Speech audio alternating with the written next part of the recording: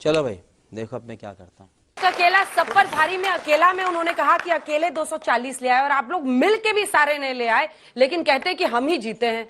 40 सरकार उनकी चल रही है। 40 तो गेम बजाना पड़ेगा। पार्टियों का भानुमति का कुनबा लेके चल रहे हैं और कह रहे हैं अकेले ले आए। 240 तो अकेले आए हैं बीजेपी। बेशक लेके आए हो क्या? सब 240 जहां जहां लड़े वो सब अकेले लड़े थे क्या? यूपी में अकेले लड़े थे, बिहार में अकेले लड़े थे, महाराष्ट्र में अकेले लड़े थे। दुर्भाग्य ये है कि 40 लोगों का कुनबा लेके भी अहंकार अभी तक कम नहीं हो रहा है और उस अहंकार की वजह से देश पिस रहा है। 240 ले आए तो नीट एग्जाम में धांधली होगी और कुछ नहीं होगा, क्योंकि सुप्रीम कोर्ट का डिसीजन आ गया, क्योंकि जांच एजेंसी इनकी कठपुतलियां सीबीआई और तमाम जांच एजेंसियां कर रही थी।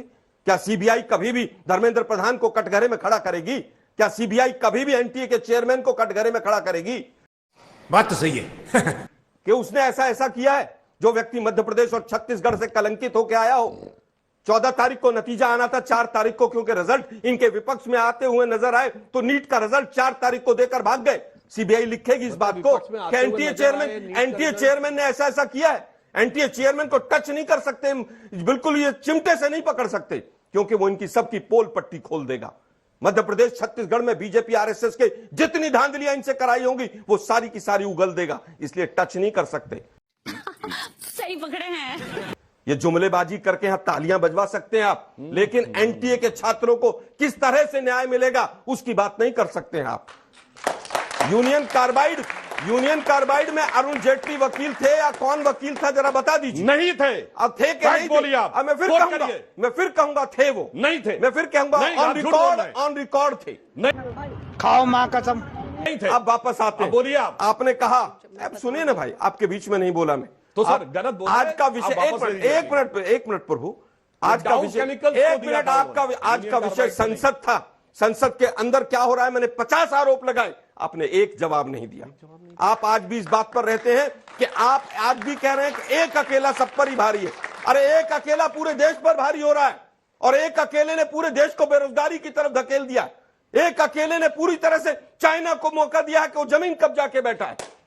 एक अकेले ने देश के अंदर गरीबी को बढ़ाया है। एक अकेले ने 80 करोड़ लोगों को राशन फ्री का देने के लिए मजबूर कर दिया। एक अकेले ने SC ST के ऊपर 50% जो अत्याचार है वो बढ़ गए। एक अकेले ने महिला अत्याचार बढ़ा दिया। एक अकेले ने किसानों की आत्महत्या बढ़ा दी। और ये जो खटाखट की बात करते हैं, रोज खटाखट ट्रेन एक्सीडेंट हो रहे हैं, वो भी एक की वजह से हो रहे हैं। गजब बेइज्जती है। उनके भाषण सुने थे ना आपने?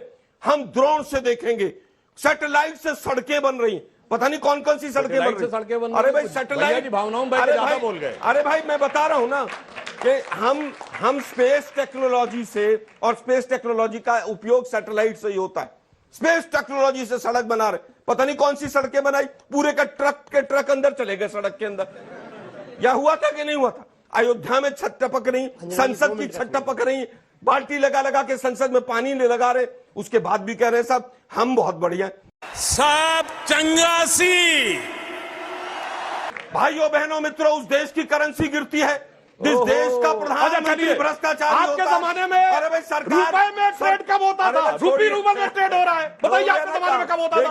अरे गए वो दिन के भाषण 2014 के मोदी जी सुन लेंगे तो उनको स्वयं लज्जा आ जाएगी। ज्यादा हो गया सर, डॉलर के जमाने लद गए। छोड़िए ना, अब रूपी रूबल में हो रहा है। हाँ, रूपी रूबल में हो रहा है, लेकिन वो जिस दिन बजट आता है रुपया उस दिन गिर जाता है। अरे हम तो फकीर आदमी है, झोला लेके चल पड़ेंगे जी। वैसे एक अकेला सब पे भारी है।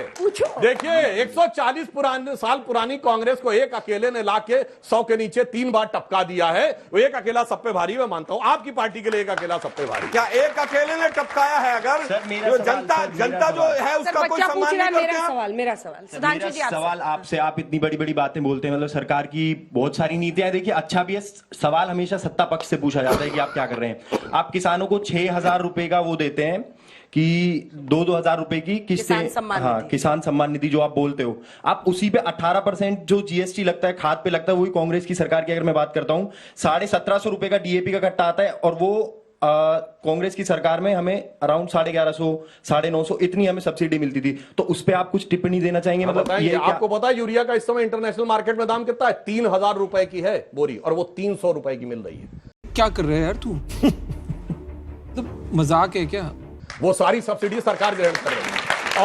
और एक और बात देखिए, हम समझ देखिए, एक मिनट, एक और बात एड्रेस बताएं आप हमें। खत्म हो गया भैया मैटर।